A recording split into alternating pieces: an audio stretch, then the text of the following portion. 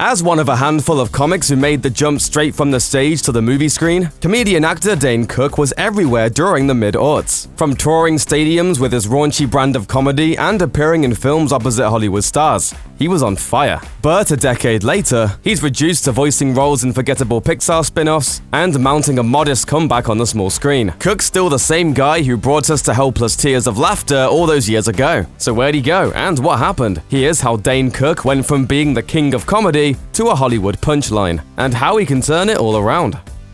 Hollywood hijinx. Released in 2006 at the height of Cook's fame, Employee of the Month was poised to be a huge box office hit, but critics savaged the film, with Cook's co-star Jessica Simpson scoring a Razzie nomination for Worst Actress. Oh, that's hilarious.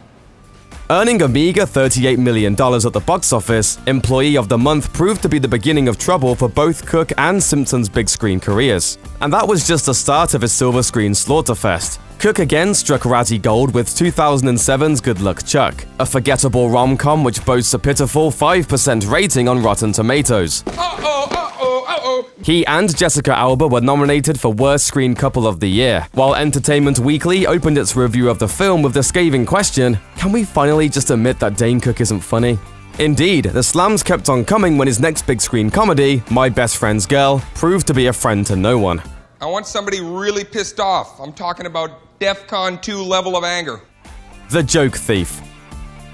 Accusations of joke thievery have plagued Cook throughout his career. Joe Rogan accused Cook of stealing some of his material, and video comparisons of bits from Cook's 2007 special Retaliation and Louis C.K.'s 2001 album Live in Houston have circulated on the web for years. Cook even appeared as himself on an episode of Louis in a scene that addressed a real-life joke-stealing drama. You're full of Dane. Even so, Cook is still viewed by his comedian peers as a lightweight pretty boy who got lucky. Saturday Night Live vet Jim Breuer told Today in 2006, "Not one comedian comes on my Sirius radio show and says, 'I'm so happy for him,' which is weird. They can't stand this poor guy." Cook's 2006 album Retaliation may have debuted at number 4 on the Billboard charts and gone on to receive double platinum certification, but his last album, 2010's greatest hits compilation I Did My Best, came in at only number 165. The joke-stealing controversy hasn't helped. Cook revealed to Mark Maron on an episode of the WTF podcast that same year that he feels excluded from the rest of the comedy community. But it's not like there's anywhere else for him to go, because...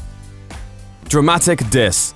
While Dan in real life was a modest success, critics singled out Steve Carell's lead role over Cook's supporting turn, and his role opposite Kevin Costner in the serial killer flick Mr. Brooks didn't exactly wow reviewers either, with many pointing to Cook's performance as unintentionally funny. He also missed out on some super opportunities, like the role of Marvel's Star-Spangled Hero in Captain America: The First Avenger. Cook said he'd trained to audition for the role, but reportedly never even made the shortlist. Ouch. To make matters worse, Cook's sci-fi passion project 400 Days crashed and burned in 2016, earning a meager $58 at 3 theaters in the UK and scoring just 13% on Rotten Tomatoes.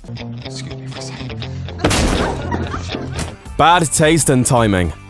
In 2012, Cook took some serious heat for a joke he told at the Laugh Factory a week after the tragic movie theater shooting in Aurora, Colorado. And I know that if, none of that had happened, I'm pretty sure that somebody in that theater about 25 minutes in realizing it was a piece of crap probably was like, "Oh, shoot me." Understandably, the public was incensed at the far too soon joke, so Cook took to Twitter to apologize, saying, "I am devastated by the recent tragedy in Colorado, and did not mean to make light of what happened. I made a bad judgment call with my material last night and regret making a joke at such a sensitive time. My heart goes out to all the families and friends of the victims. The damage was already done. It took 2 years till Dane Cook's Showtime special Troublemaker got him back into a smaller spotlight, with him delivering an intimate set that was a far cry from the days when he sold out Madison Square Garden. Reviews were decent, though the special failed to make much of an impression outside of Cook's dwindling fanbase. Time for a comeback? Cook's career seemed ready for a second wind when he was cast as a sexist, loudmouth radio DJ paired with a feminist co-host on the NBC sitcom Next Caller. but the series was cancelled in 2012 before it even made it to air. But the small screen could still be the key to Dane Cook's return to the mainstream. He earned buzz playing an annoying boss on a recent episode of Workaholics, and he's set to play Robbie on American Gods, Stars' adaptation of the acclaimed Neil Gaiman novel. Taking a supporting role in a show that has the markings of a cult hit could be the first step towards Dane Cook 2.0. Cook, for one, certainly believes that all the low points he's experienced are just part of the Hollywood pendulum swinging, and he's just got to hold on till he's back on top. In order for us to like you again and really believe that you made it, you gotta suck for a while. Well, at least he's been playing by the rules then. Thanks for watching. Click the looper icon to subscribe to our YouTube channel. Plus, check out all this cool stuff we know you'll love too.